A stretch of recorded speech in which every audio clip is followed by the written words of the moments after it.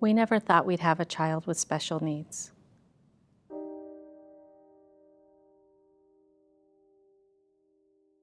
Our first two kids were Alicia and David, and they were kind of your typical baby, except the typical really good baby. They were just easy. Yeah, they were super easy. And I remember they were so easy that we decided, I don't remember who said it first, but apparently we were both thinking the same thing, we should have another kid. And so I remember Lisa got pregnant, and we were at the doctor's office and for an ultrasound, and I remember the nurse writing baby A, and then she wrote baby B.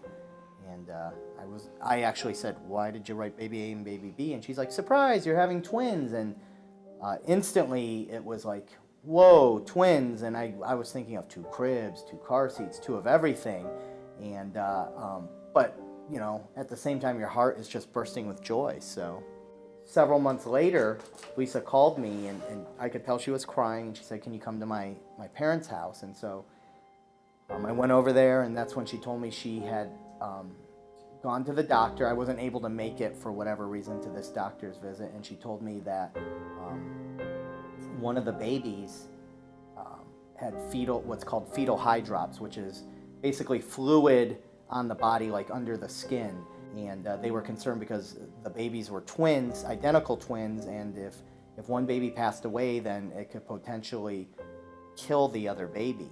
So at that time, we had to go to see this genetic specialist every 2 weeks for an ultrasound. And we were told that pretty much at every appointment that they didn't expect that we would have Isabel at the next appointment.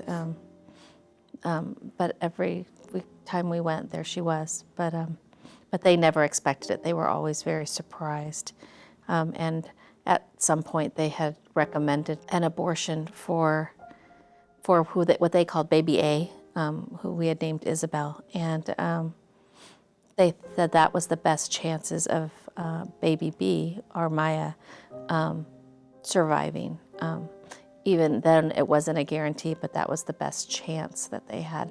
We just, together, we decided we can't do that. We can't end the life of a baby that you know, I think of Psalm 139, that God has already seen, God has formed Isabel in Lisa's womb. And so we went back to the genetic specialist and we said, hey, we can't do this. We can't abort the baby. And I remember the specialist, her being a little bit of a jerk, and basically implying that, well, we're pretty much going to kill Maya then because of it. And when we left, I said, we're not going back to her. At about 26 weeks, 24 weeks, woke up one morning and knew that Isa wasn't there. I told Tony first thing, I know something's wrong. I know that she's not here. I remember going to the doctor and them affirming that there was no heartbeat, and we had in fact lost Isa.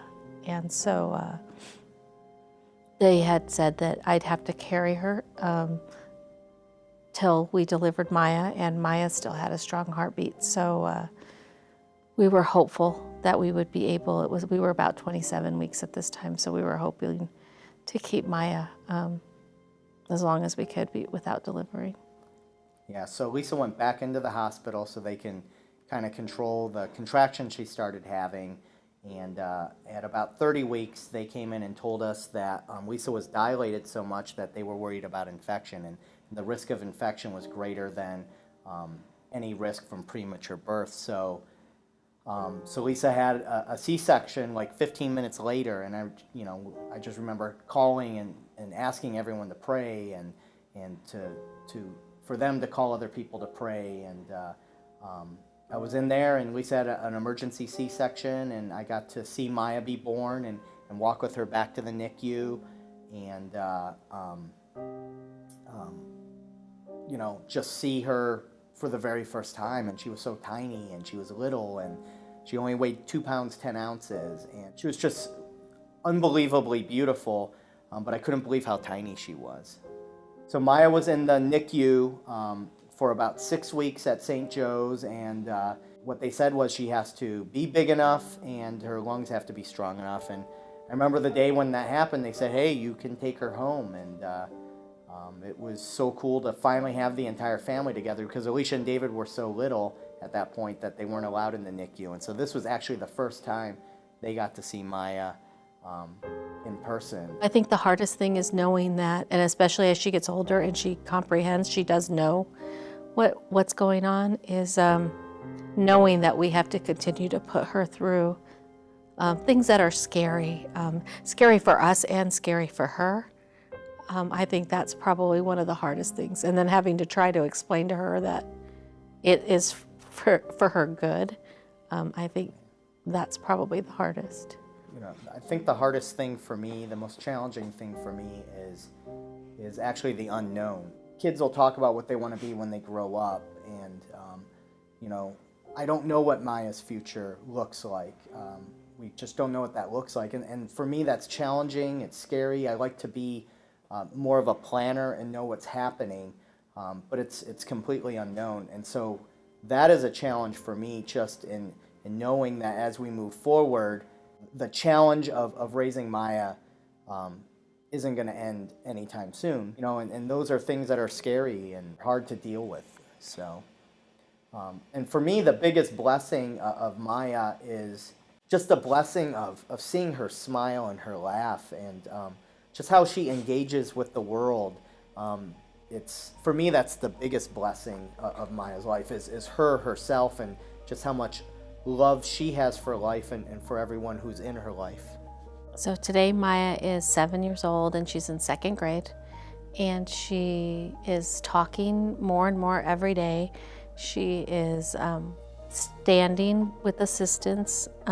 She loves worshiping Jesus all the time. She sings like crazy. Yeah, she just loves to be around people. She loves life. Just like any other 7 or 8 year old, she just wants to be included. You know, one of the ways that God has used Maya that I've already seen is that we're able to share our story of how God was faithful in her life with other people, and to encourage other people. I know we've already had the opportunity to speak to other couples who've had preemie babies, and just to share with them what we've gone through, and how God has carried us through what we've gone through, and how we continue to rely on Him and trust in Him. And while it's we don't have all the answers, we don't necessarily know what's going to happen, there's always this underlining hope that we have, that we know, hey, He's in control. Because of Maya, we pray as a family like no other.